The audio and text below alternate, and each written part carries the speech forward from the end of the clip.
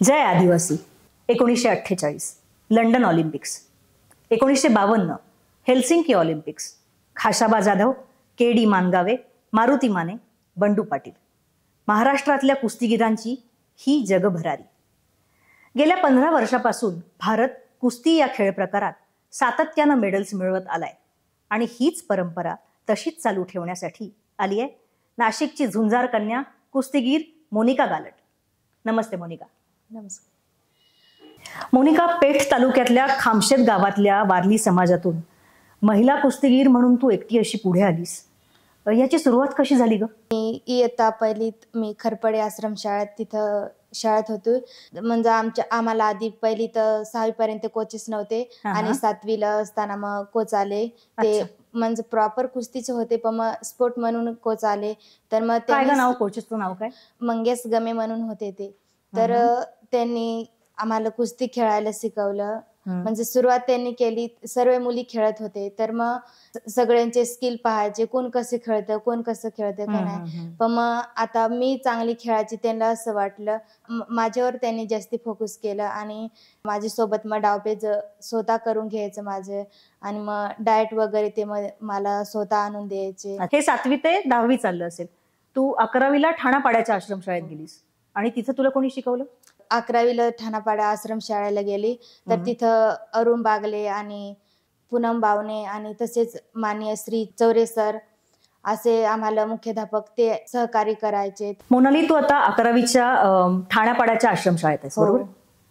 आणि 3रीत वडील वारल्यापासून तू तुझ्या आईला भात नागलीच्या शेतीत सुद्धा मदत करतेस. हो. तू टोटली या मेल डॉमिनेटेड फील्डमध्ये कुस्तीच्या आलेली आहेस. तर आजूबाजूच्या लोकांकडून, तुझ्या मित्रमैत्रिणींकडून, शेजार पाजारच्यांकडून तुझ्यावरती टीका झाली का? मी कुस्ती खेळताना लहान लहानली कपडे घालायची.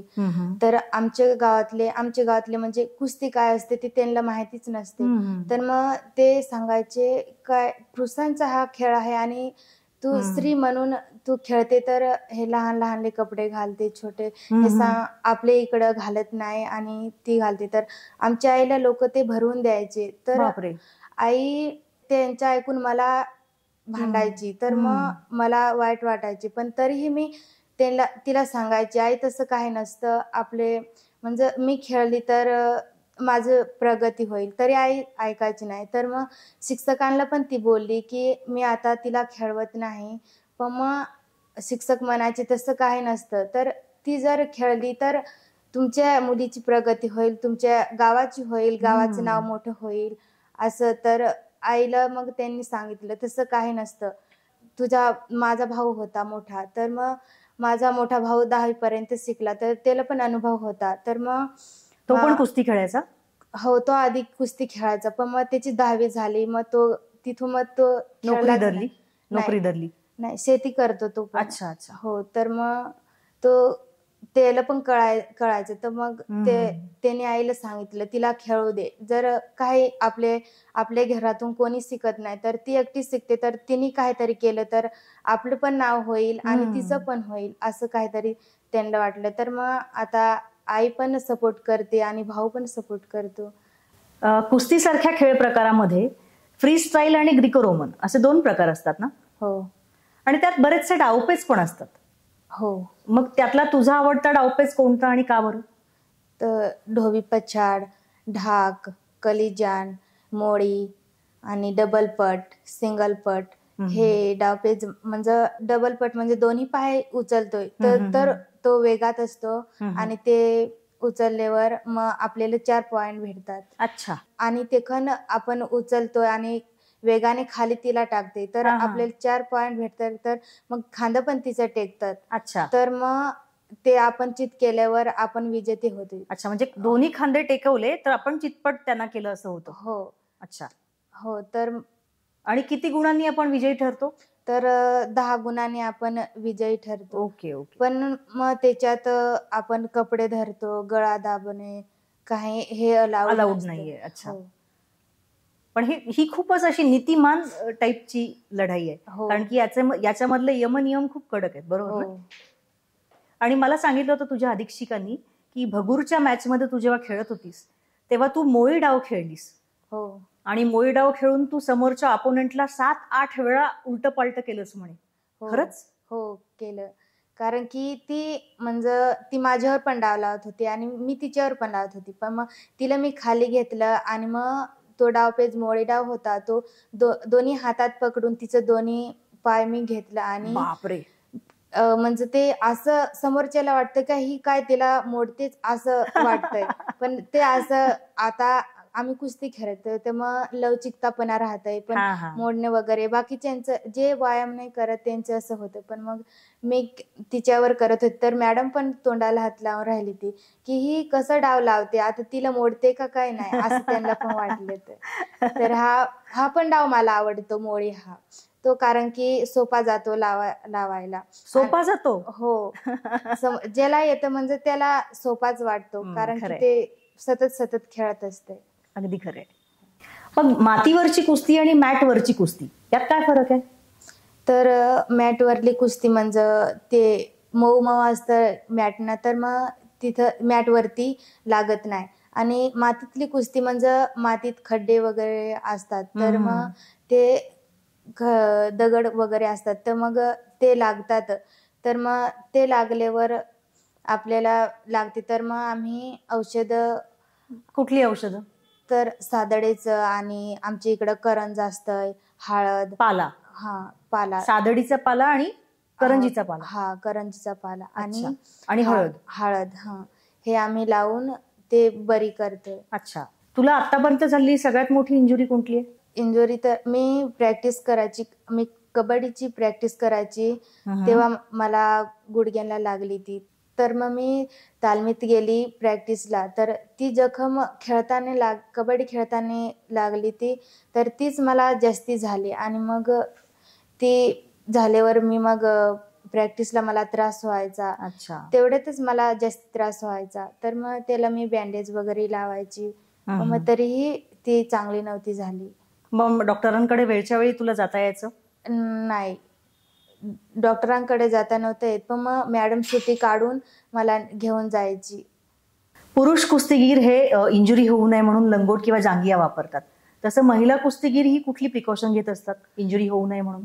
महिला कुस्तीगीर तर स्पोर्ट ब्रा, हाफ टायटी, फुल टायटी आणि कुस्तीचं किट असतं. अच्छा. ते घेतात.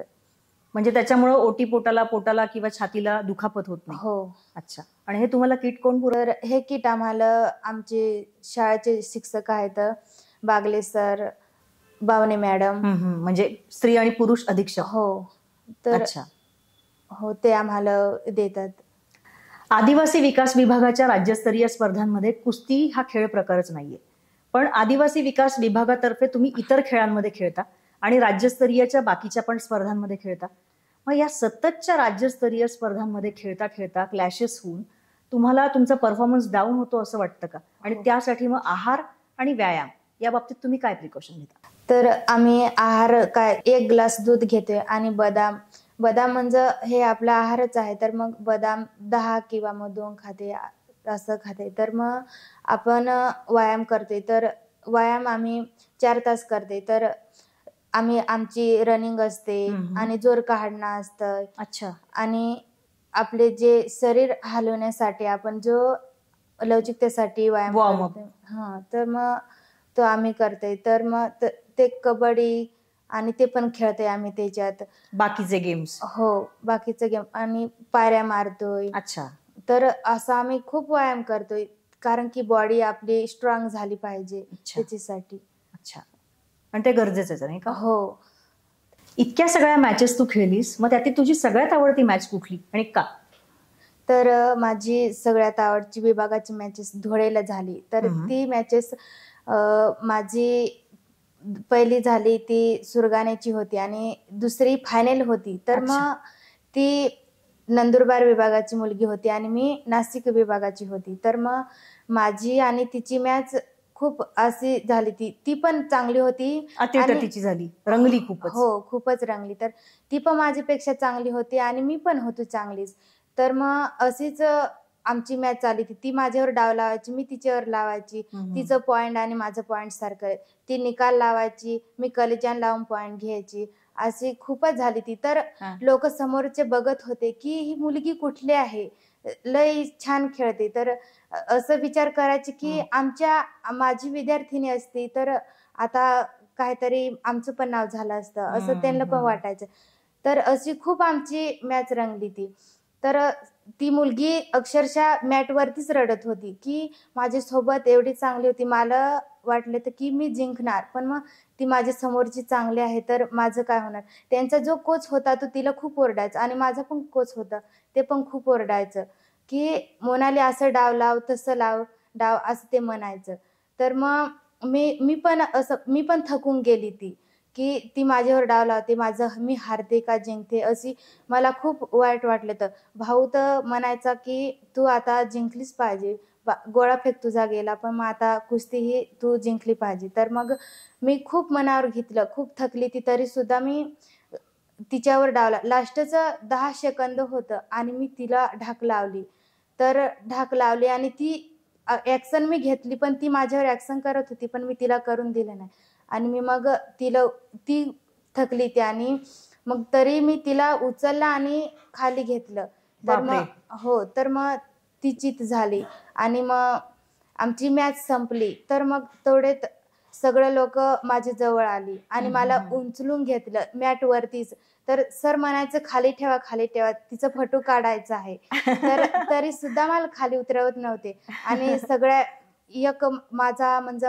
मी जिथे तालमीत होती ते तालमीतला एक विद्यार्थी होता, तर त्याने मला खांद्यावर घेतलं आणि फिरवले मॅटचे गोल की किती तू लास्टच्या सेकंदात तू जिंकली, किती चांगलं झालं. तर मला समोरचे विचारत होते काय तू काय आहार घेते आणि तू कसा व्यायाम करते, असं सगळं मला विचारायचे. मोनाली, तुला 10वीत 73% मिळालेले आहेत, म्हणजे इतकं लोकांना उचलून आपटतेस आणि 10वीत 73% सुद्धा आणतेस. तुझं मनापासून कौतुक. पण मला आता सांग की इथून पुढे काय करण्याचं तुझं स्वप्न आहे? तर माझं स्वप्न आहे की मी पोलीस व्हावा, असं मला मनापासून माझं स्वप्न आहे की मी पोलीस झाली पाहिजे. आमच्या घरातून पहिली मी पोलीस होईन असं माझं खूप मनापासून मला वाटतंय. तर माझं असं म्हणणं आहे की मी एक तरी नॅशनल खेळली असती तर पोलीस काय IPS पण झाली असती. अजूनही होऊ शकशील बाळा. हो, मी होईन IPS असं मला मनापासून वाटतं की मी होईन आणि मी तयारी करेन त्याची. IPS होण्याचं स्वप्न तुझं असं कसं निर्माण झालं? तर वर्दीचं आकर्षण? हो, तर आमच्या तिथं रविवार माझा हक्काचा हा प्रत्येक रविवारी घेतात. तर तिथं हर्सूलचे पोलीस आले ते मार्गदर्शनासाठी. तर त्यांच्या अंगावरती वर्दी बघून मला असं वाटलं की मी पण IPS होईन आणि माझ्या पण अंगात वर्दी असली पाहिजे असं मला वाटलं. नक्कीच नक्कीच होशील तू, का नाही. मॅटवरती इतक्या सुंदर प्रकारे फाईट आउट करणारी ही मुलं मुली परिस्थितीशी सुद्धा इतक्याच सुंदर प्रकारे फाईट आउट करू शकतात, याबद्दल काहीच वाद नाहीये. कुस्ती खेळता खेळता IPS होण्याचं सुंदर स्वप्न मनाशी बाळगून आज मोनाली आपल्यात आली, आपल्याशी बोलली, आपल्यात मिसळली. तिचं हे सुंदर स्वप्न असंच साकार व्हावं यासाठी तिला मनापासून शुभेच्छा आणि खूप खूप अभिनंदन. हो मॅडम. मोनाली, थँक्यू.